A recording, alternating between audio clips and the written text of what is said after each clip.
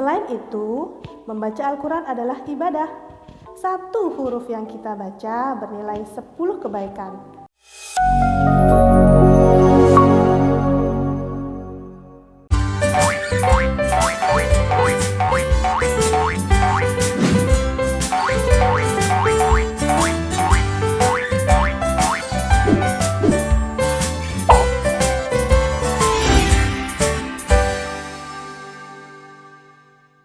Bismillahirrahmanirrahim.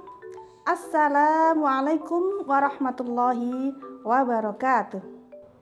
Hai anak-anak saleh dan saleha, kembali lagi kita belajar pendidikan agama Islam dan budi pekerti.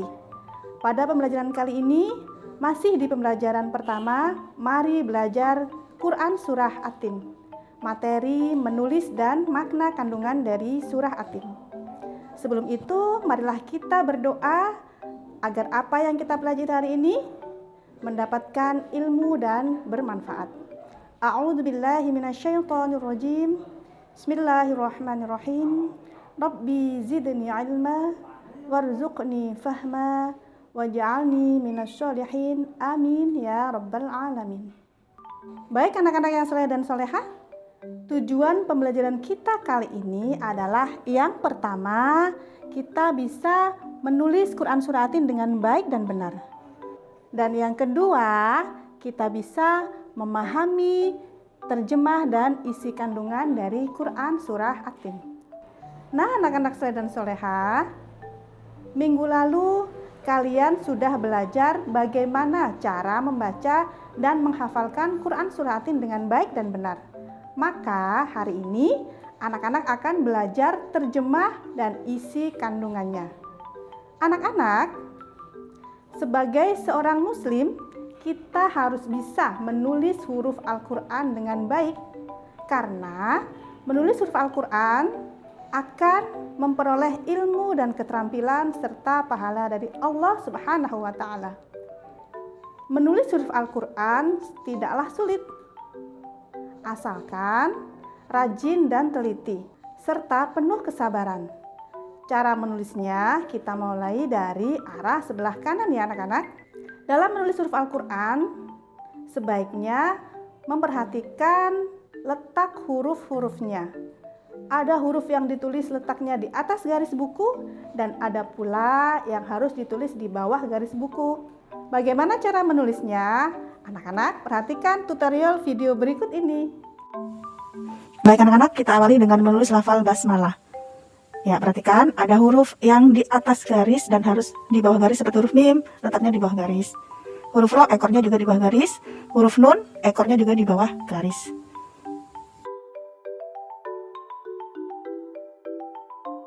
Ayat pertama, wattini wazaituni.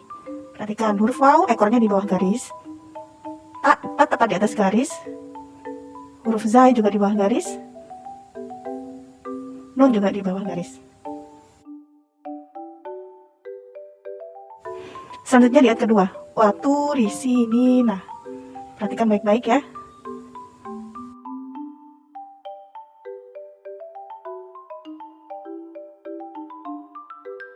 Selanjutnya ayat ketiga, wahadal. Perhatikan huruf H-nya di atas garis tepat. Hadal baladil amin. Nunnya di bawah garis. Ayat keempat, laqad, huruf lam lurus ya. Khalaqnal. Nah, harokatnya juga kita kasih insana. Al-ta'rif ya. Sin, giginya ada 3 ketika disambung. Fi, huruf nya di bawah garis. Nah, bisa kita kasih tanda bacanya. Ahsani. Nun di bawah garis. Taqwimin. Mim di bawah garis. Ayat kelima, summa huruf sa, titiknya 3. Rodad, nah huruf dal sejajar ya. Asfalah, alif lurus. Lam di bawah garis. Safilina. Ya. Ayat ke-6, illalladzina, ya, lurus, huruf dal. Nah, huruf nun di bawah garis amanu wa amilus, waw ekornya di bawah garis solihati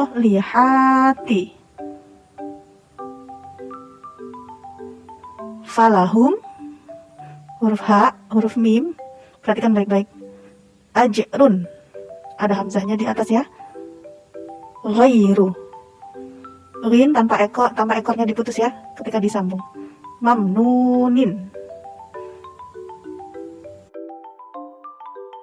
Ayat ke-7, fama yukadzibuka, perhatikan huruf kaf berubah bentuk ketika disambung di tengah. Ba'du, huruf ain juga, bidini.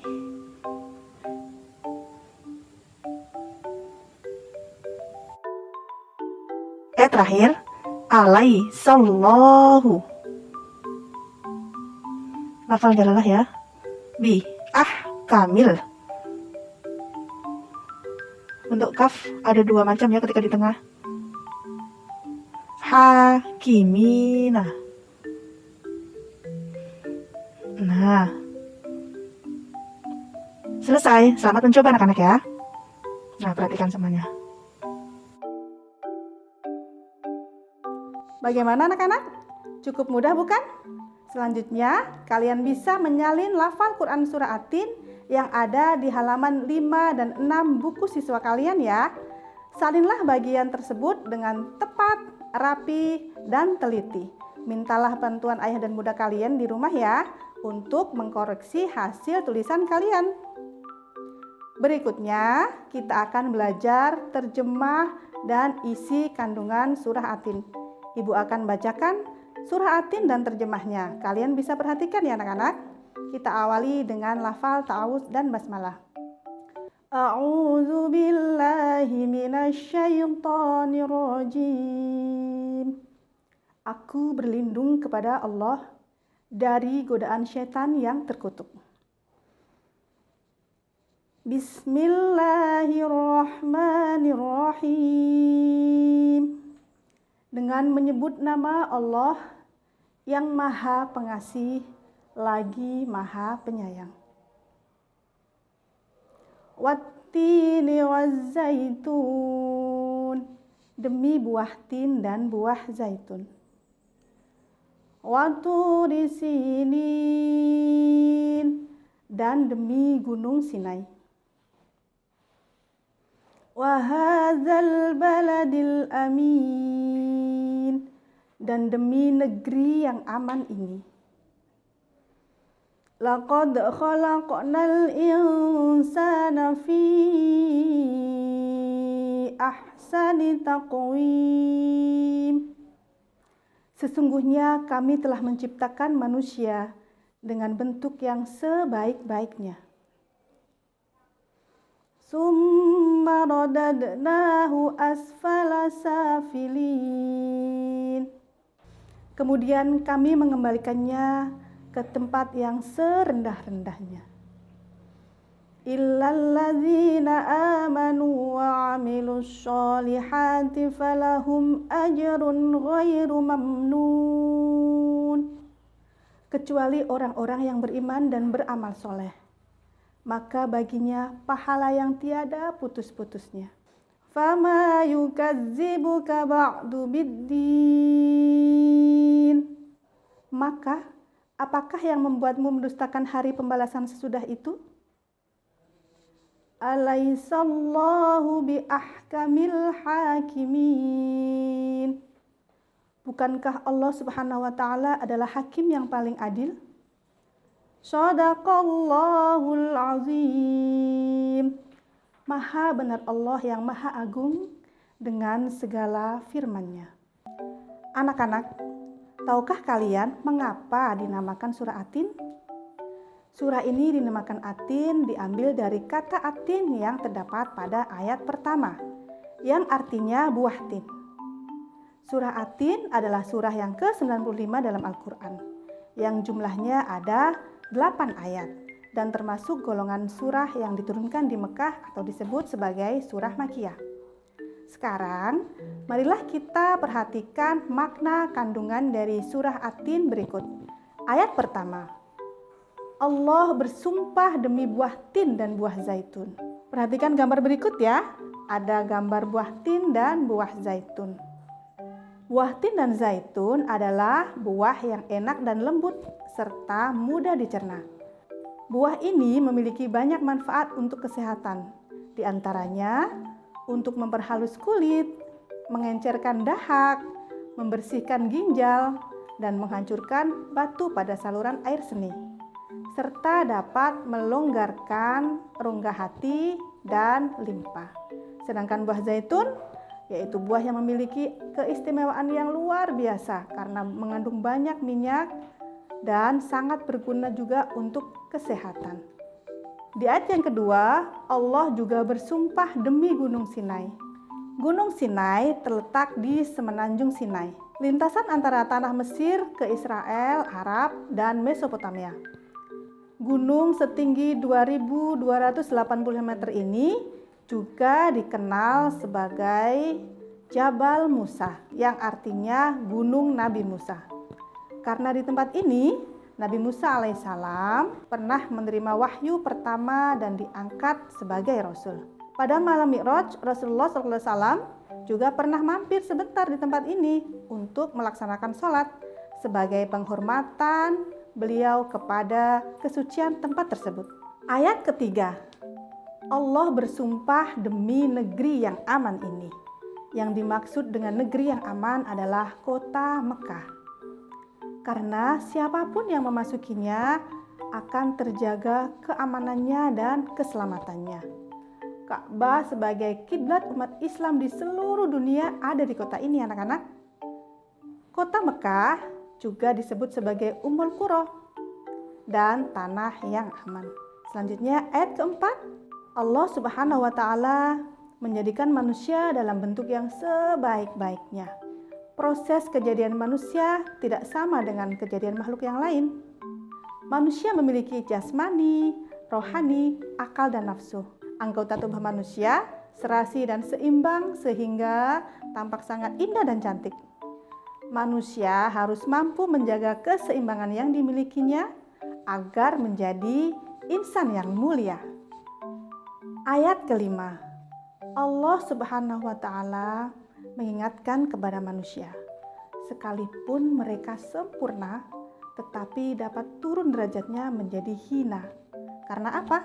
Karena pengetahuan, sikap, dan perilakunya apabila telah keluar dari aturan yang ditetapkan oleh Allah Subhanahu wa Ta'ala melalui Al-Quran dan ajaran Rasul-Nya.